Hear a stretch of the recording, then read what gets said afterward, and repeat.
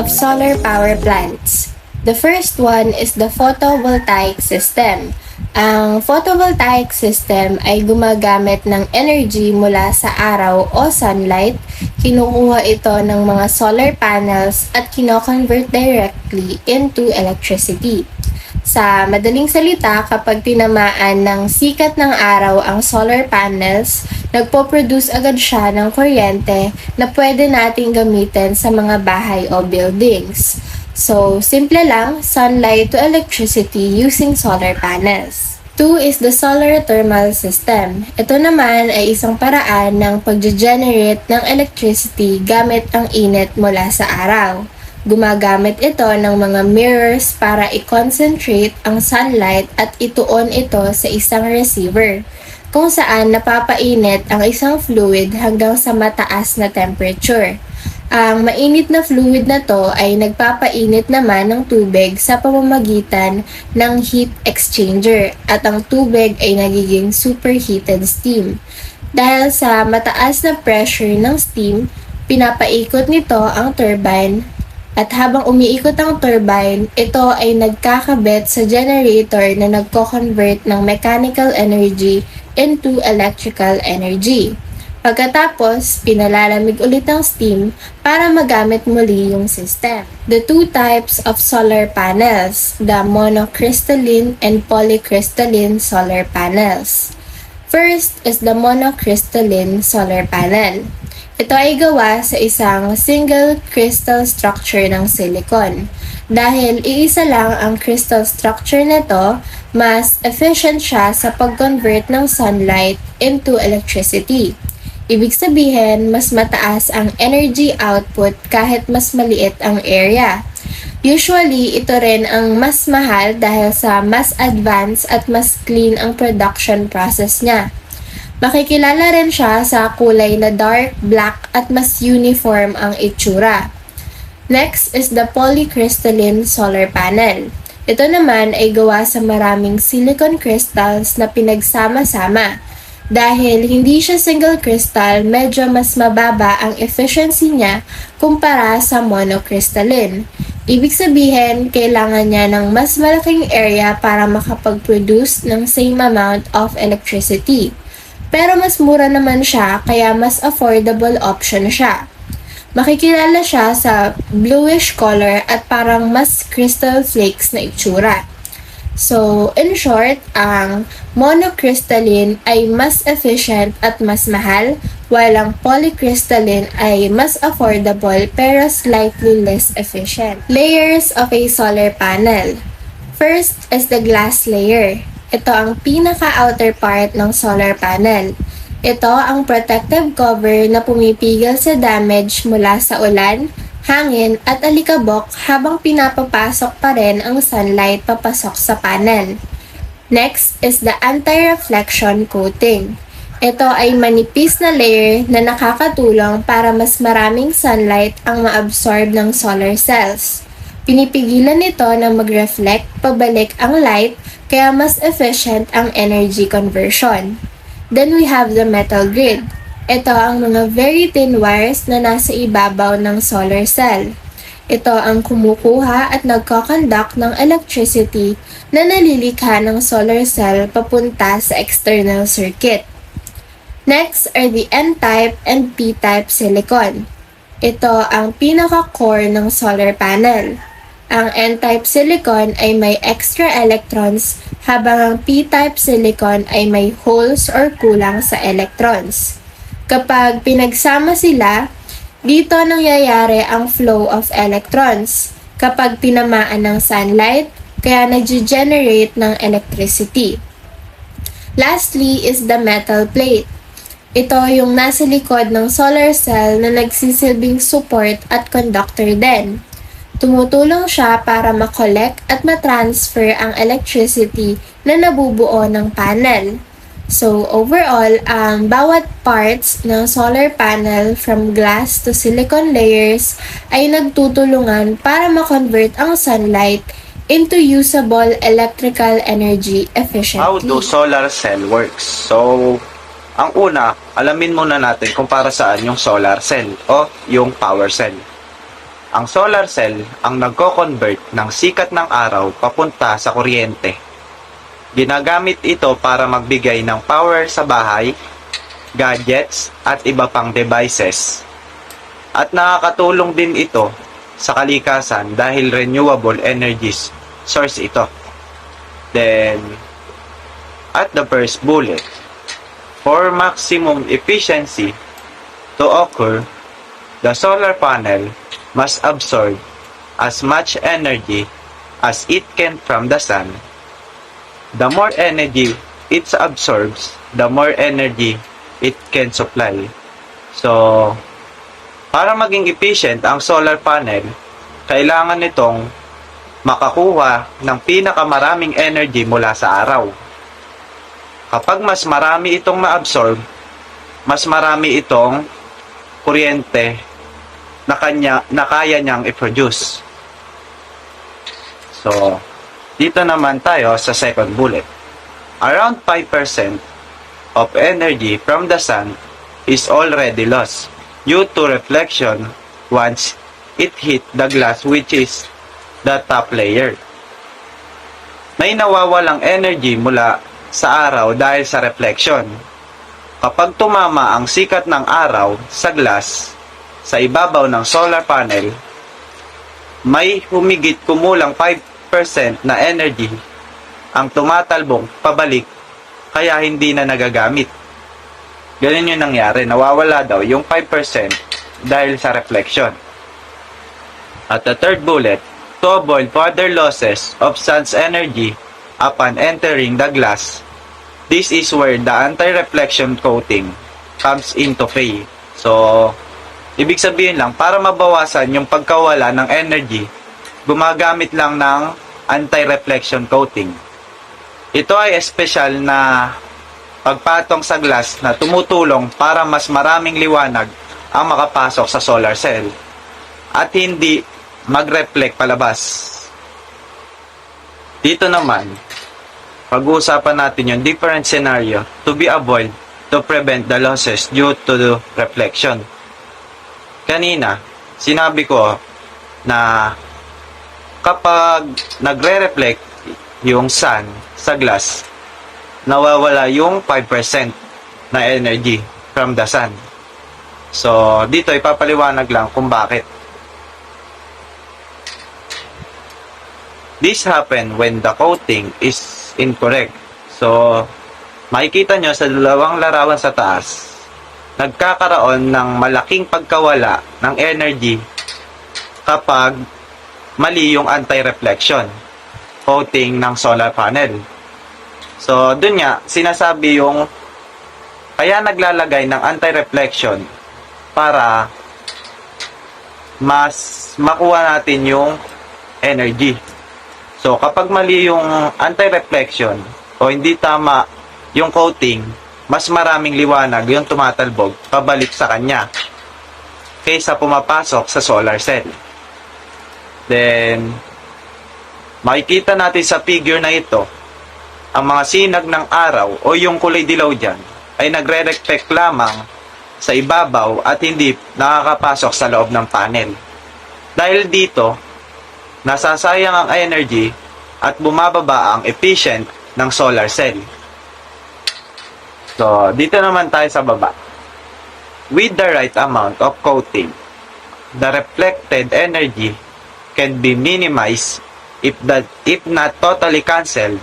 So, ang ibig sabihin lang, kapag tama ang kapal at pagkakalagay ng coating, mababawasan o halos mawawala na ng reflection ng liwanag. So, makakapasok na ng mabuti yung energy o yung sunset. Makikita nyo yung figure sa baba. Sa figure na ito, makikita na mas maraming sinag ng araw ang pumapasok sa loob ng solar panel kaysa nagre-reflect palabas. Dahil dito, mas nagiging efficient ang solar cell at mas maraming kuryente ang napoproduce. So, kapag tama yung coat, mas madami siyang makukuhang energy. Pag mali, magre-reflect lang yung energy. So, mababawasan. Dito naman tayo sa anti-reflection coating. kanina nabanggit ko na yung anti-reflection coating sa mga naunang slide. Ito yung nagbabawas ng energy losses kapag tumatama yung sun sa glasses. So, pag-usapan natin yung anti-reflection coating. At the first bullet, let the light in but mostly is dust, not let the light to be reflected out. It's also make some of the reflected lights to get back. So, ang ibig sabihin, ang anti-reflection coating ay tumutulong para makapasok ang liwanag sa solar panel. At hindi ito basta-basta tumatalbok pabalik. So, yun nga yung sinasabi ko, na ang anti-reflection coating ay nakakatulong para mabawasan yung losses energy.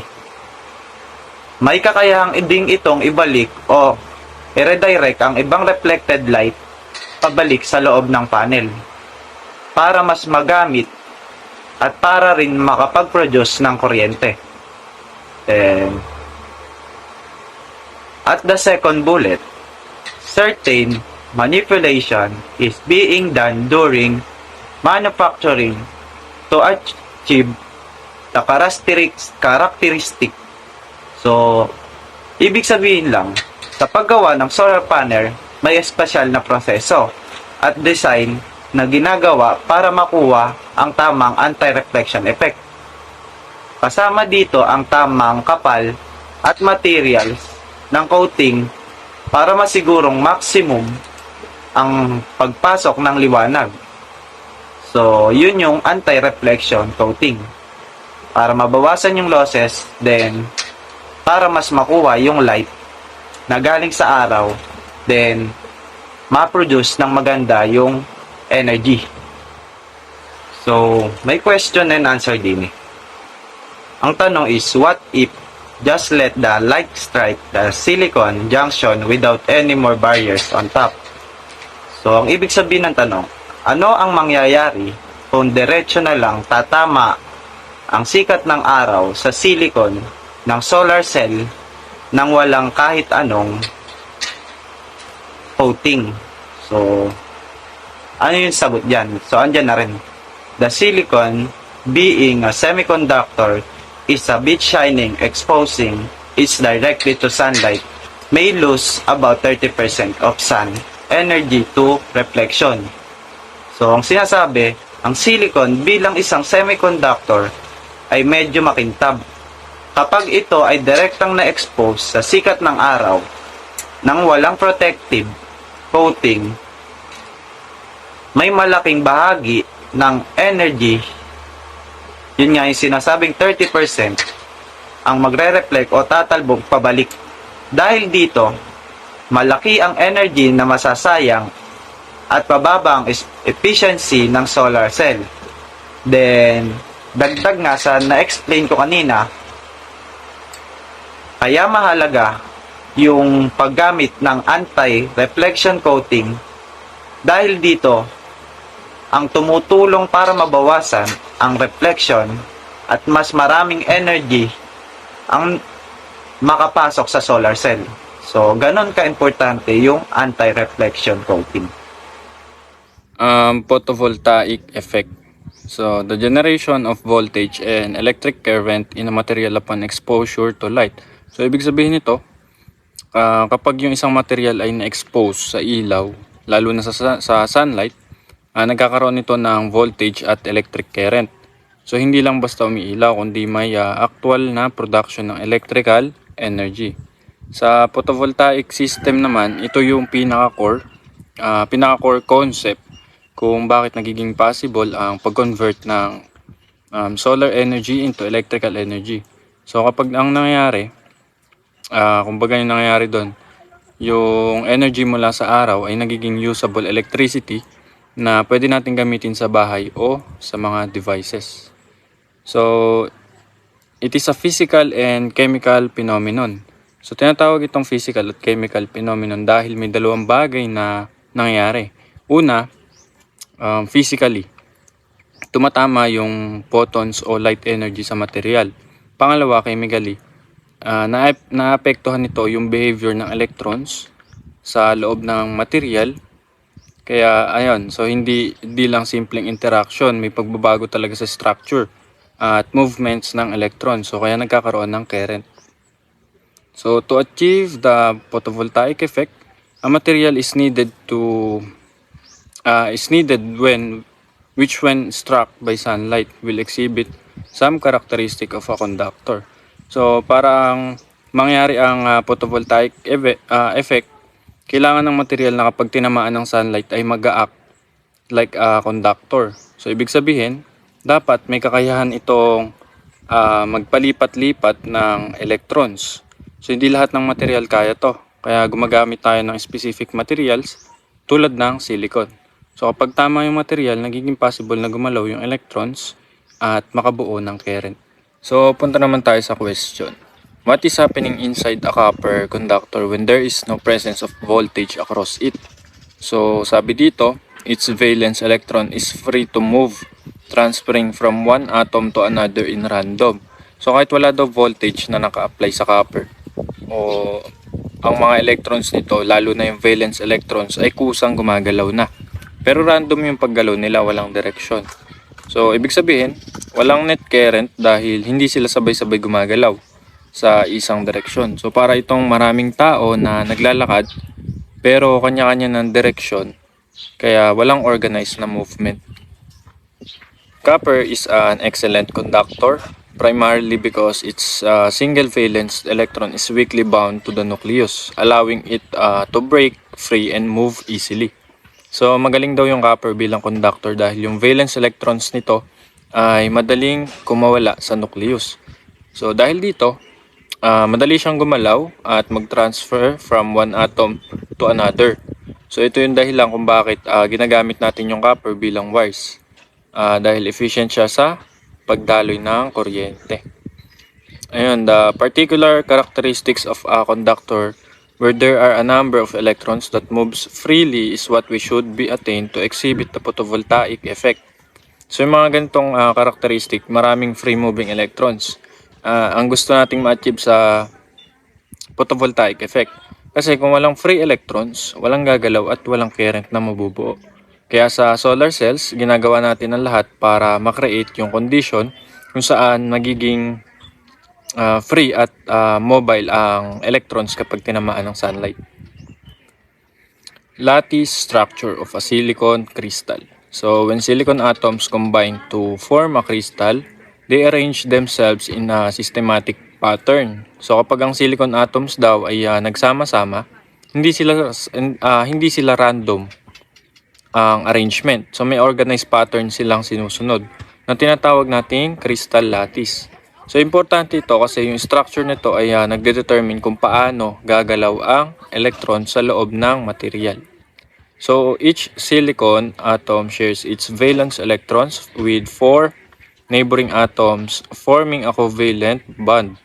So ang bawat silicon atom daw ay may 4 na valence electrons at binabahagi niya ito sa 4 na katabing atoms. So ang tawag dito ay covalent bonding. Dahil dito, nagiging stable ang structure. Pero kapag tinamaan na ito ng sunlight, pwedeng ma-break ang bonds nito. At doon nagsisimula ang paggalaw ng electrons na eventually nagiging electric current. Now, I'll explain how a semiconductor works, especially sa paggamit ng solar panels. Focus natin dito ay kung paano nagiging electricity ang sunlight at bakit kailangan ng PN junction at 2P. Ang silicon ay isang semiconductor, meaning hindi siya full conductor like copper at hindi rin insulator. Nasa gitna or nasa pagitan lang siya at kaya pwede natin siyang kontrolin. Kapag ang sunlight ay tumama dun sa silicon, may dala itong energy na tinatawag na photons. Think of photons at small packets of energy mula sa araw. Kung tumama ang photon sa silicon atom, pwede nitong tanggalin ng electrons sa orbits nito. Parang binigyan ng sapat na energy yung electrons para makawala. So, ang result nito, yung electron, nagiging free electron, pwede na siyang gumalaw, at yung iniwang spot ay tinatawag na hole na parang positive charge. So ngayon, may electron hole pair na. Pero may problema pa. Kung wala kang control, gagalaw lang sila randomly. Walang direction, walang useful electricity. Dito pumapasok yung dito na magiging useful yung movement ng electrons. Kaya kailangan natin ng directional flow. Dito papasok yung idea na kailangan ng silicon na umasta parang battery. Ibig sabihin, dapat may positive side ka at negative side. Kapag may ganitong imbalance, electrons will naturally move from negative to positive. Magkakaroon ng electric current. Now, para makuha yung positive at negative sides, gagawa tayo ng p-n junction. So, ano nga ba yung ibig sabihin ng p-n junction? Ito yung pinagdikit na dalawang klase ng silicon. Isang n-type, tsaka isang p-type. Yung n-type, yun yung negative side. Yung p-type, yun yung positive side. Yung n-type, may extra electrons at negative yung behavior niya. Kapag p-type, kulang sa electrons or may holes at positive yung behavior. Kapag pinagsama ito, nakakabuo tayo ng p-n junction. Sa junction na ito, may natural na electric field na nabubuo. Paano nagiging electricity? Ngayon, pagsasamahin na natin lahat. Tinamaan ng sunlight ang silicon, nagkaroon ng free electrons at holes, at dahil may p-n junction na tayo, ang electrons ay pupunta sa n-side at ang holes ay pupunta sa p-side, nagkakaroon tayo ng directional movement. At kapag kinabit mo ito sa external circuit like wires, dito nagdumadalo yung kuryente. At ito yung ginagamit natin sa mga bahay. Bakit kailangan natin ng doping? So, ano nga ba yung doping? So, ang pure silicon ay balance, walang extra electrons or holes. So, walang p-n junction na mabubuo. So, ang doping ay ang paglalagay ng ibang element sa silicon para baguhin ang properties nito. So, dito tayo sa phosphorus for n-type. May 5 valence electron, isa ay extra, nagiging free electron, result n-type silicon. Yung sa boron naman, for p-type, may 3 valence electron, kulang ng isa, kaya nagkakaroon ng holes. So, ang result nito is a p-type silicon. To answer the question, what substance should be used as dopant for silicon to become negatively charged and positively charged? We need first to understand how doping changes the behavior of silicon. Sa semiconductor tulad ng silicon, ang goal ng doping ay gumawa ng dalawang sides. Isang negatively side or n-type at isang positive side or p-type para makabuo ng p-n junction na mahalaga sa paggawa ng electricity. Unahin natin ang n-type silicon. Para maging negatively charged ang silicon, gumagamit tayo ng dopant na mas may maraming valence electrons kaysa sa silicon. Ang silicon kasi may 4 valence electrons siya, kaya stable siya. Ngayon, kung magdadagdag tayo ng element na may 5 valence electron, tulad ng phosphorus, nagkakaroon ng extra electron. 4 na electrons ng phosphorus ay makikipag-bond dun sa silicon atoms, pero yung ikalimang electron ay nagiging free electron. Dahil dito, nagkakaroon ng maraming free electrons sa material, kaya tinatawag itong n-type, kung saan n stands for negative dahil electrons ang dominant charge carriers. So, mas marami yung electron dito sa n-type. Ngayon, naman, para makagawa tayo ng p-type silicon, kailangan natin ng dopant na mas counting valence electrons. Dito ginagamit ang boron na may 3 valence electron lamang. Kapag nilagay ang boron sa silicon lattice, 3 bonds lang ang nabubuo nito. Kaya may isang kulang na electron. Ang kakulangan na ito ay tinatawag na hole, na kumikilos parang positive charge. Dahil mas maraming holes ang present, ang material ay nagiging p-type, kung saan p stands for positive. Sa madaling salita, ang phosphorus ay gumagamit para gawing n-type ang silicon dahil nagbibigay ito ng extra electrons, habang ang boron naman ang ginagamit para gawing p-type dahil lumilikha ito ng holes o positive charge. Ang dalawang ito ang pinaka-common na dopants dahil swak ang kanilang number of valence electrons para baguhin ang electrical properties ng silicon. Kapag pinagsama ang n-type at p-type silicon, makakabuo tayo ng p-n junction na nagbibigay ng direction ng flow ng electrons. Ito ang dahilan kung bakit nagiging positive ang controlled flow of electricity, lalo na sa applications tulad ng solar panels at diodes.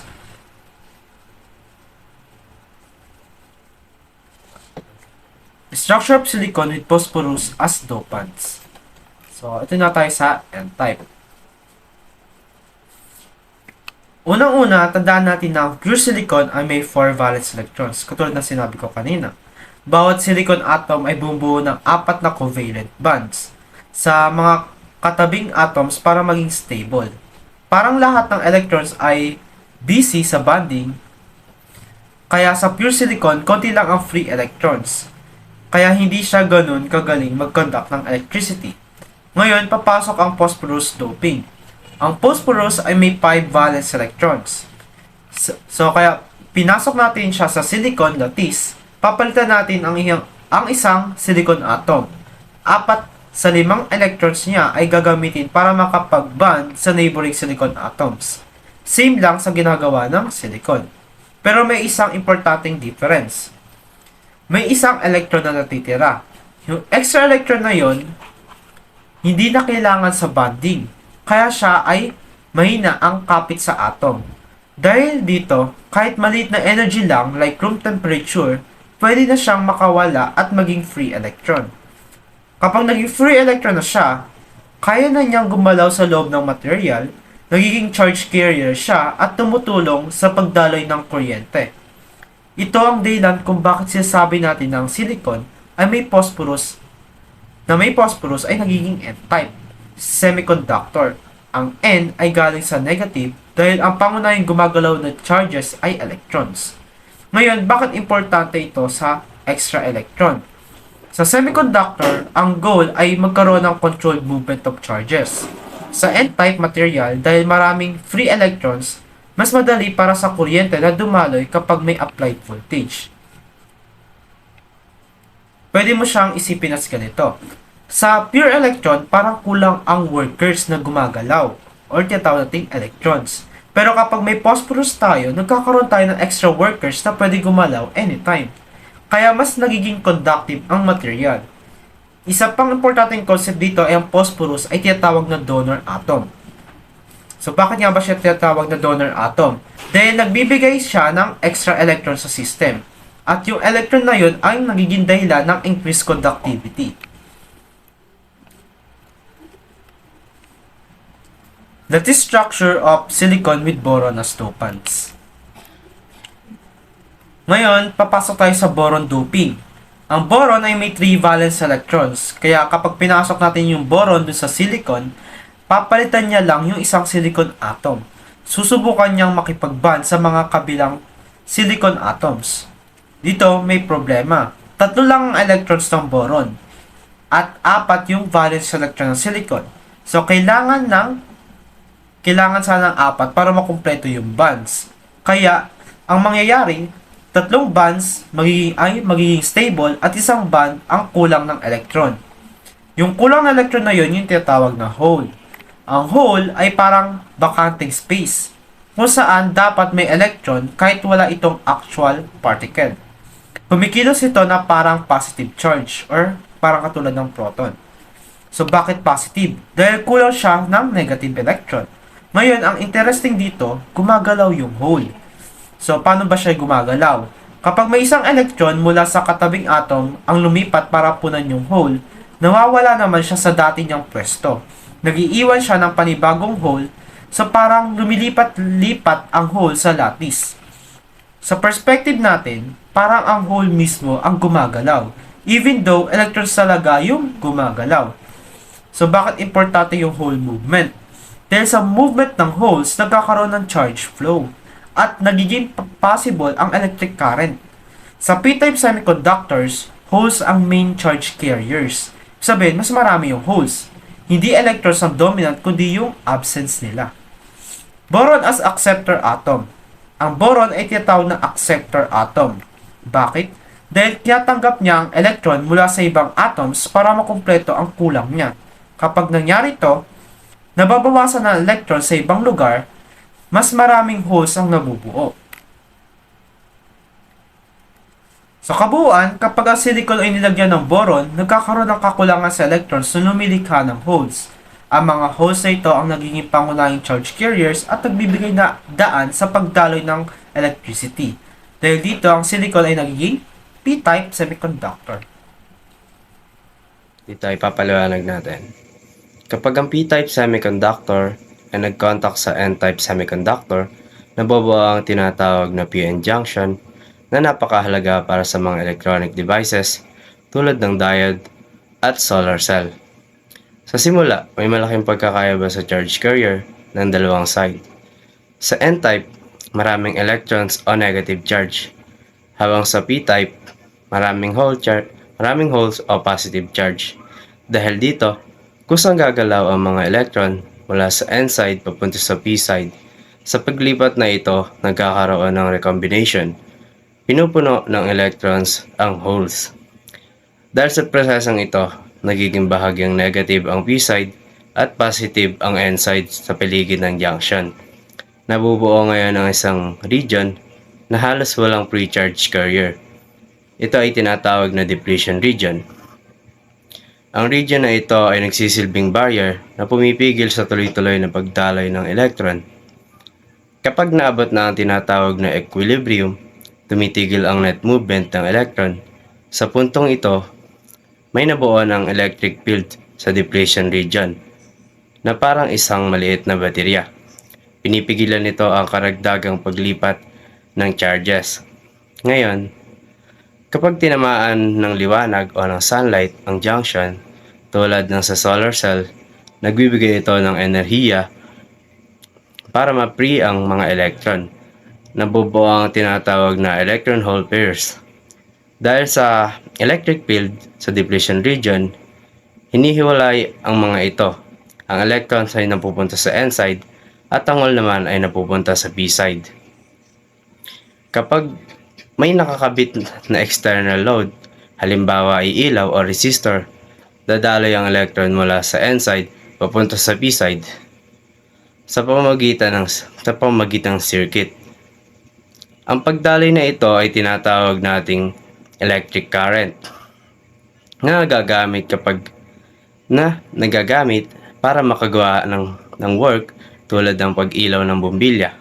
Sa madaling salita, sa PN junction ay gumagana dahil sa paggalaw at control ng electron at holes. At ito ang pundasyon ng maraming modern electronics. Sa usapin naman ng heavily doped at lightly doped na semiconductor, lalo na sa mga solar cell, mahalaga kung paano inaayos ang kapal at doping ng bawat layer para mas mapataas ang efficiency. Una, gumagamit ang metal grid sa ibabaw imbes na solidong metal plate. Bakit? Para makapasok pa rin ang sunlight sa semiconductor. Kung buong metal lang takip, mahaharangan ang liwanag at bababa ang energy na makukuha. Ngayon, tungkol sa doping, ang N-type layer ay karaniwang manipis at heavily doped.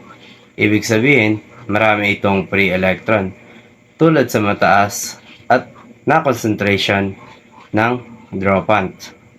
Dahil manipis ito, mas madaling makakatawid ang charge carrier papunta sa junction. Samantalang ang P-type layer ay mas makapal pero lightly doped. Ibig sabihin, mas kaunti ang holes kumpara sa heavily doped na layer. Pero dahil makapal ito, mas maraming volume kung saan pwedeng ma-generate ang electron pairs kapag tinamaan ng liwanag. Dahil sa kombinasyong ito, nabubuo ang isang mas malapad na depletion region. Kapag mas malapad ang depletion region, mas maraming lugar kung saan pwedeng maghiwalay ang electron hole pairs gamit ang electric field. Ano ang epekto nito? Kapag mas maraming electron hole pairs ang nalilika, mas epektibong naihiwalay at mas maraming charge ang nakokolekta. At ibig sabihin nito ay mas mataas na ang electric current at mas maraming electricity ang napoproduce. Sa madaling salita, ang tamang kombinasyon ng heavily doped o manipis na N-type layer at highly doped na makapal na layer ng P-type P-layer kasama ang metal grid ay tumutulong para mas maraming liwanag ang ma-absorb at mas maraming kuryente ang magawa. Sa operasyon naman ng isang solar power plant, may malinaw na daloy kung paano nagiging usable electricity ang enerhiya mula sa araw. Una, ang pinaka-basic na bahagi ay ang solar modules o panels. Ang bawat panels ay gumagawa ng DC o direct current na kuryente kapag tinamaan ng sikat ng araw. Para mapataas ang voltahe, ang mga panels ay kinokonekta sa series na tinatawag na strings. Pagkatapos, ang maraming strings ay pinagpaparallel para makabuo ng isang mas malaking system na tinatawag na array. Sa ganitong setup, napapataas ang kabuoang power output ng planta.